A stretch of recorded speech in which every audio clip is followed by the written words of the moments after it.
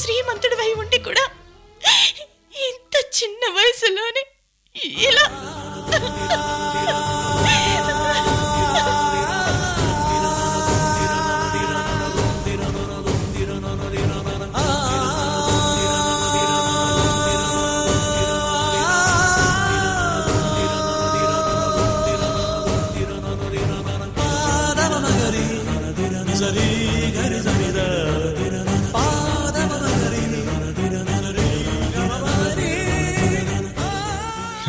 చూసావా అపర్ణ, ప్రపంచంలో దేన్నైనా కొనగలిగే నేను ఆయుష్ని మాత్రం కొనుక్కోలేకపోతున్నాను.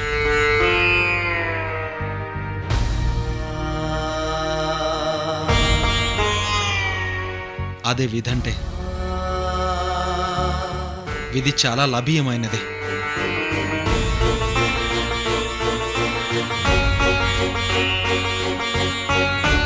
ఓ కాదా? అయితే విధి చాలా గభీయమైనది.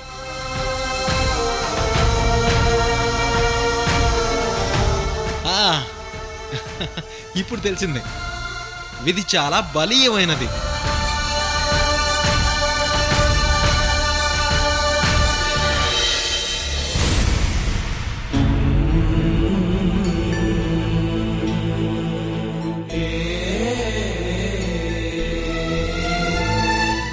చాలే, నీకు చావు కూడా నవ్వులాటగా ఉంది. పద.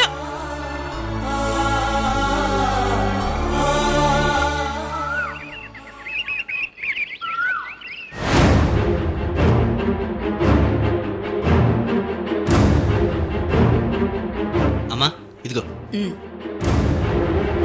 నిహారిక, ఇదిగో ఇది తీసుకో. నువ్విప్పుడు హసీనా అనే పేరుతో అరవింద్కి ఫోన్ చెయ్యి. ఎందుకంటే చేస్తే నీకే తెలుస్తుంది. చెయ్యి.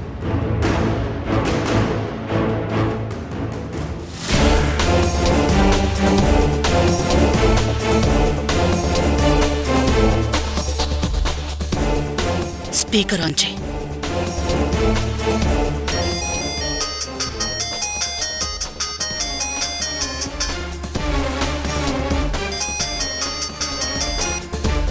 హలో,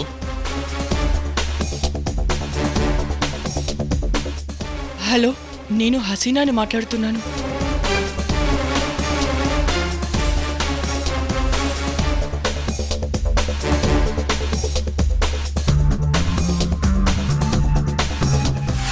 హసీనా, నువ్వు బతికే ఉన్నావా?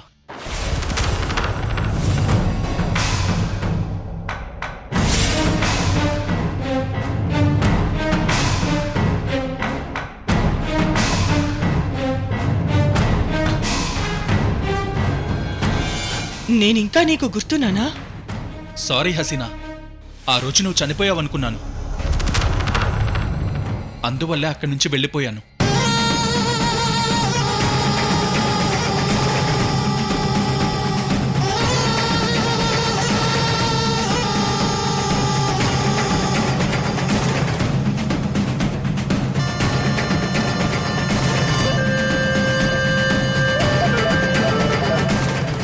మిగిలిన నలుగురు ఏమయ్యారు? సారీ హసీనా, వాళ్ళు నలుగురు చనిపోయారు.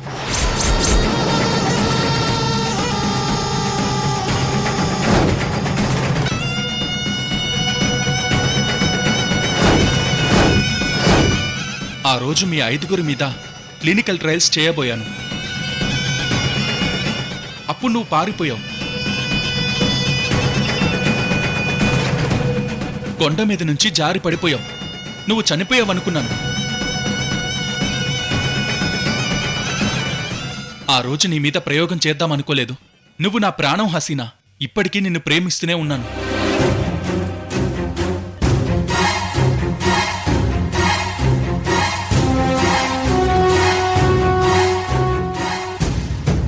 నేనంటే నీకు ఎంత ఇష్టమో నాకు తెలుసు. అందుకే బ్రతికి బయటపడగానే నీ దగ్గరికే వచ్చాను. I'm so happy Hasina.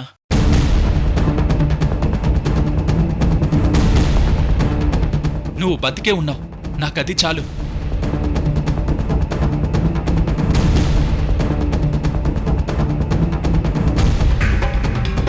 నిన్ను అర్జెంటుగా కలిసి మాట్లాడాలి. నానక్రామ్ కూడా కొండ దగ్గరకు వచ్చాయి.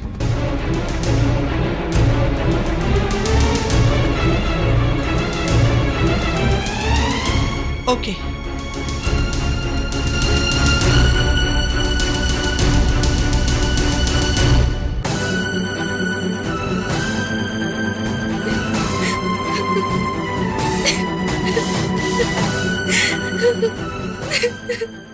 రావే, అక్కడ నీ అంతు తేలుస్తాను.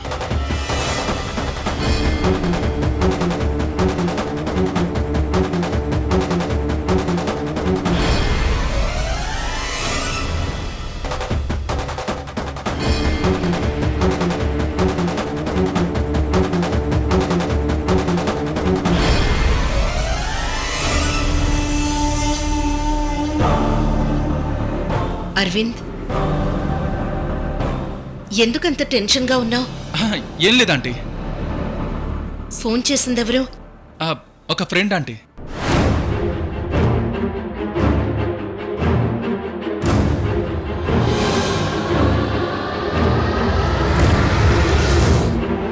అరవింద్ ఏదో దాస్తున్నాడు.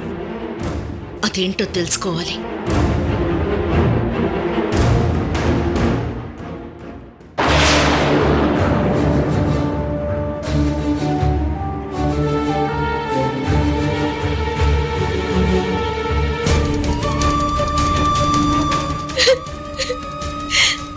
ఊరుకో. ఆంటీ, నన్ను క్షమించండి. మీరు చెప్పింది నిజం. అరవింద్ చాలా దుర్మార్గుడు. 4 మనుషుల్ని హత్య చేశానని ఒప్పుకున్నాడు. నాకు తెలుసు నిహారిక, బాధపడకమ్మా. లైఫ్లో ఇలాంటి వాళ్ళు తగులుతూనే ఉంటారు. ముఖ్యంగా ఆడవాళ్లను మోసం చేయాలని చూస్తారు. మనమే మెలకువగా ఉండాలి. తనెంతో అమ్మాయి కూడా అనుకున్నాను ఆంటీ. ఇలాంటి వాడు అనుకోలేదు. ఒక దుర్మార్గుణ్ణి దుర్మార్గుడు అని ప్రూవ్ చేయడం ఇంత కష్టం అవుతుందని మేము అనుకోలేదు. అరవింద్ ఒక ఇంటెలిజెంట్ క్రిమినల్ నిహారిక. అందుకే వాడెక్కడా బయటపడలేదు. అరవింద్ ఇన్ని హత్యలు చేయడానికి కారణం డబ్బే అయితే నీ దగ్గర అప్పని విషయం చెప్పకుండా పెళ్లి చేసుకుంటే సరిపోయేది. కానీ వాడి మైండ్లో వేరే ఏదో ఉంది. అదేంటో మనకి తెలియదు కదమ్మా. ఇప్పుడేం చేద్దాం? వాడు చెప్పిన చోటుకే వెళ్దాం. ఖచ్చితంగా వాడు అక్కడికి వస్తాడు. హసీనాని చంపడానికి ట్రై చేస్తాడు. అక్కడే రెడ్ హ్యాండెడ్గా పట్టుకుందాం. ఈ హసీనా ఎవరంటీ? అపర్ణ కంటే ముందు అరవింద్ని ప్రేమించిన అమ్మాయి.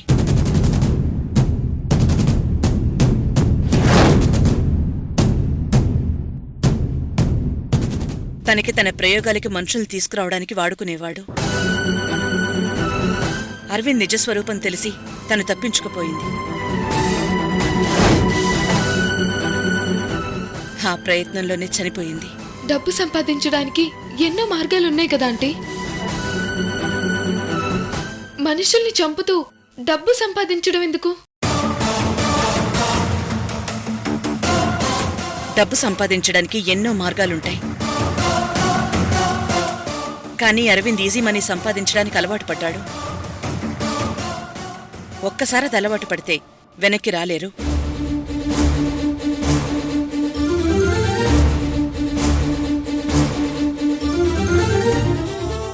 ఈజీగా మనీ సంపాదించడం కోసం ఏమైనా చేస్తారు.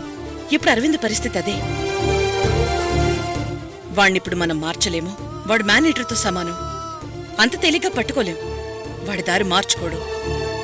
అమ్మా, త్వరగా వెళ్దాం. వాడు రావడానికి ముందే మనం అక్కడ ఉండటం బెస్ట్.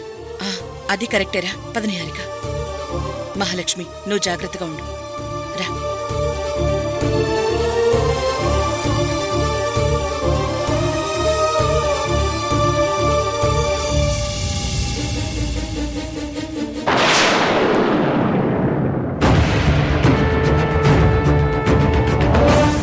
హసీనా చచ్చిపోయిందనుకున్నాను.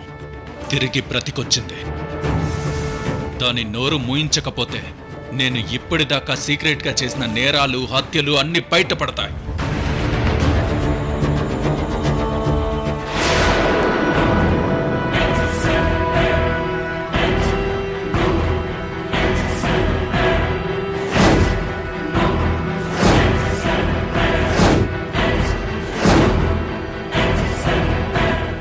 ఇంతకు ముందొచ్చిన ఫోన్ అరవింద్ని బాగా డిస్టర్బ్ చేసినట్టుంది.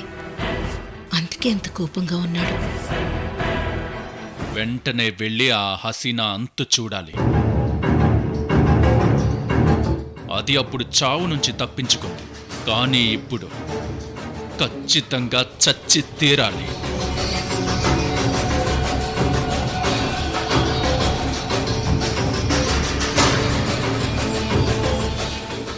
అరవింద్ టెన్షన్గా ఎక్కడికి బయలుదేరుతున్నాడు? అంటే ఆ ఫోన్ కాల్ ఎంతో ఇంపార్టెంట్ అన్నమాట.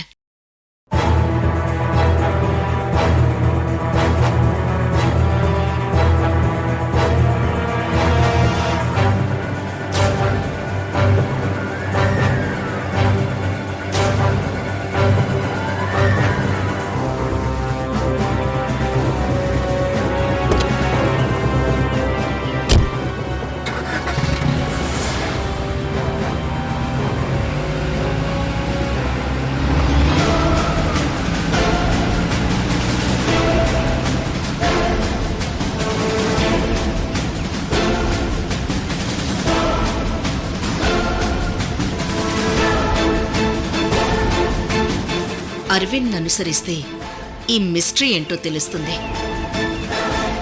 డ్రైవర్ మేడం, త్వరగా రా.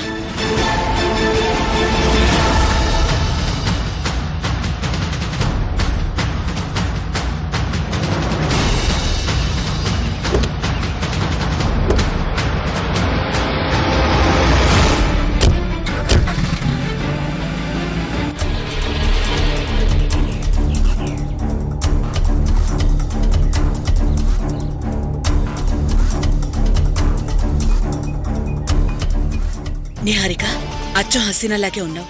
యాక్టింగ్ కూడా అలాగే చేయాలి. ఏమాత్రం అనుమానం వచ్చినా అరవింద్ తప్పించుకుంటాడు. లేదా ఆంటీ, అరవింద్కి అనుమానం రాకుండా బిహేవ్ చేస్తాను. గుడ్. అలా అయితేనే వాడిని రెడీ హ్యాండెడ్గా పట్టుకోగలం. నిహారిక, వాణ్ణి నీతో ఎలా మాట్లాడాడో హసీనాతో కూడా అలాగే మాట్లాడతాడు. ఎట్టి పరిస్థితుల్లోనూ ఉద్రేకపడ్డం గాని కోపం తెచ్చుకోవడం గాని చెయ్యొద్దు. వచ్చింది నువ్వే అని తెలిస్తే వాడు మళ్ళీ ప్లేట్ మారుస్తాడు. అందువల్ల నిజం బయటపడదు. Okay aunty. లోకి, వాడొచ్చినప్పటి నుంచి నిహారికతో మాట్లాడేంత వరకు ప్రతి మూమెంట్ని క్యాప్చర్ చెయ్యి. వీడియో స్పష్టంగా రావాలి. అలాగేనమ్మా, ఎట్టి పరిస్థితుల్లోనూ వాడిని మిస్ అవ్వను. సరే, వాడొచ్చే టైం అవుతుంది. Niharika, be brave. లోకి, పద. అలాగేనమ్మా.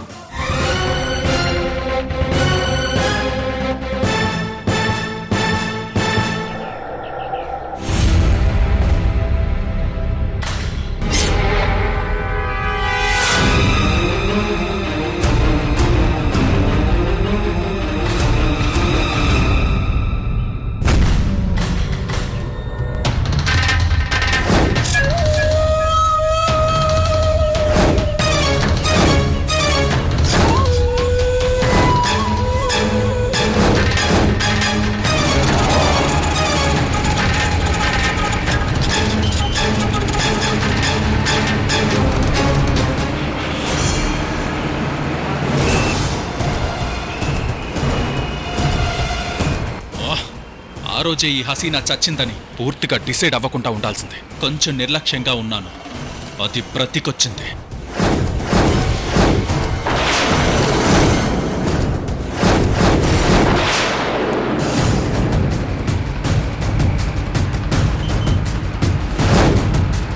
ఈ అరవింద్ ఎక్కడికి వెళ్తున్నాడు? పైగా ఎందుకంత స్పీడ్గా డ్రైవ్ చేస్తున్నాడు? ఆ ఫోన్ కాల్ అతనికి కోపం తెప్పించుంటుంది. బహుశా ఎవరితోనూ గొడవ పట్టడానికి వెళ్తున్నాడేమో.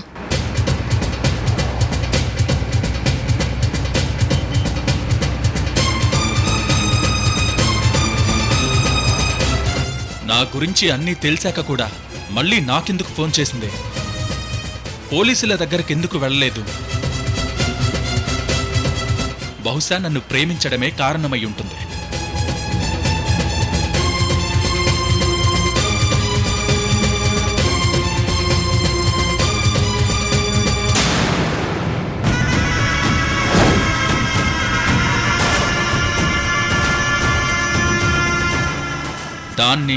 దాంతోపాటు దాని ప్రేమని కూడా చంపేస్తాను. అరవింద్ని ఎదిరిస్తే ఎవరికైనా మరణం తప్పదు.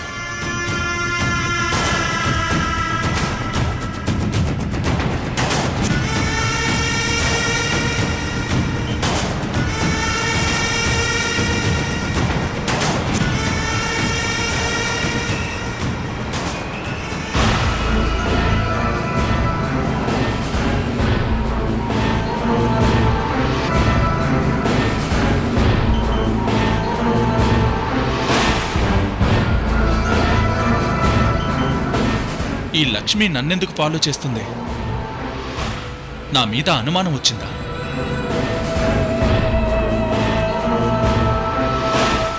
నో డౌట్, ఈ లక్ష్మికి నా మీద అనుమానం వచ్చింది. ఇప్పుడు తప్పించుకోకపోతే నన్ను ఫాలో అయ్యి హసీనా దగ్గరకు వచ్చేస్తుంది. ఎట్టి పరిస్థితుల్లోనూ అలా జరగకూడదు.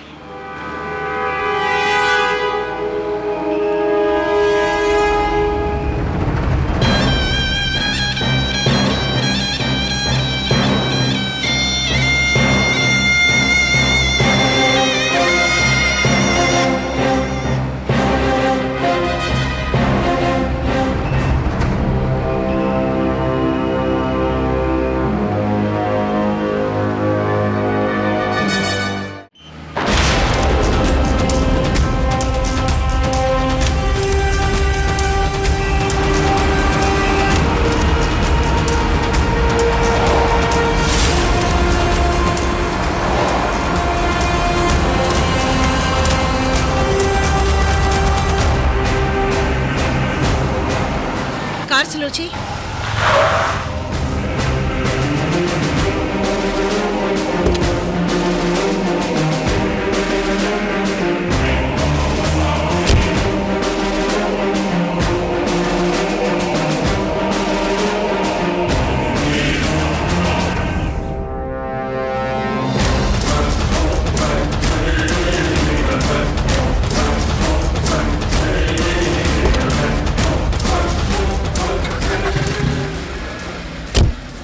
డ్రైవర్ పోనీ.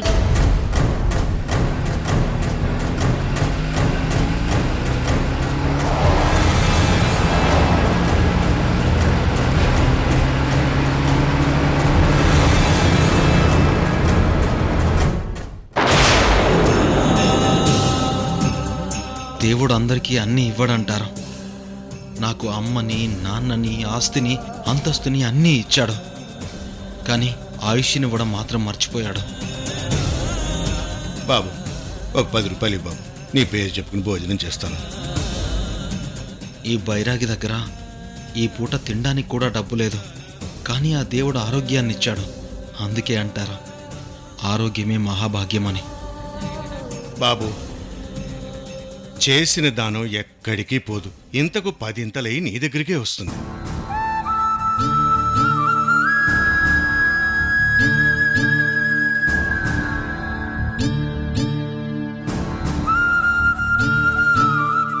వందేళ్లు సంతోషంగా జీవించు తండ్రి.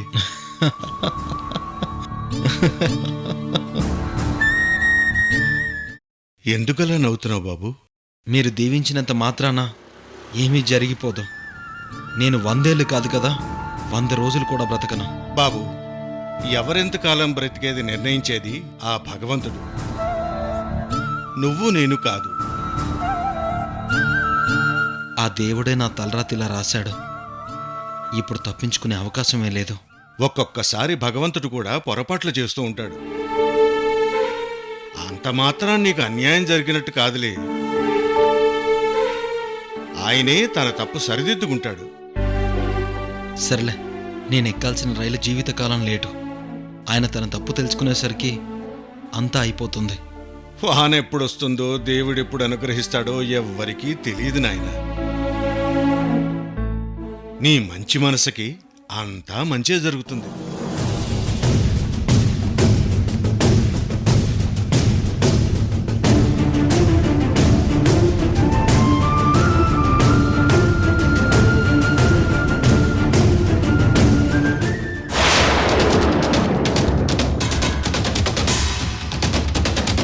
అమ్మా, వాడు నిజంగా వస్తాడంటావా? వస్తాడ్రా. వాడి నిజస్వరూపం బయట పెట్టే సాక్షిని వదిలిపెట్టడు. హసీనాను చంపడానికి వాడు ఖచ్చితంగా వస్తాడు. అందుకే ఏమాత్రం జనసంచారం లేని ఈ ప్రాంతాన్ని ఎంచుకున్నాడు. రాని అమ్మా, మనకి కరెక్ట్గా దొరికి తీరతాడు. ఈసారి వాడిని సాక్ష్యాలతో సహా పట్టుకుందాం. దానికన్నా ముందు వాడి నిహారికకి ఏ ప్రమాదం తలపెట్టకుండా చూసుకోవాలి. వాడి గుట్టు రట్టవుతుందంటే వాడెంతకైనా తెగిస్తాడు.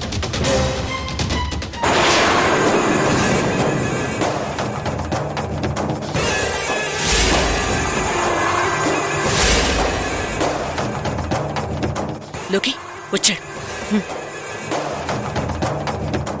లోకి వీడియో తీ.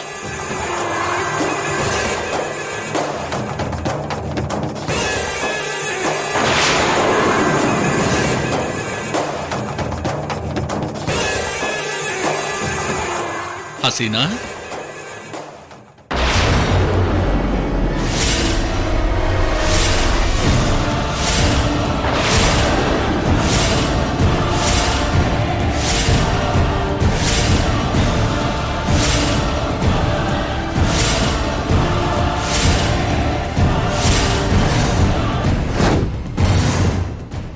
ఒక్కసారి చావు నుంచి తప్పించుకున్న తర్వాత మళ్ళీ ఎవరైనా చావడం కోసం వస్తారా?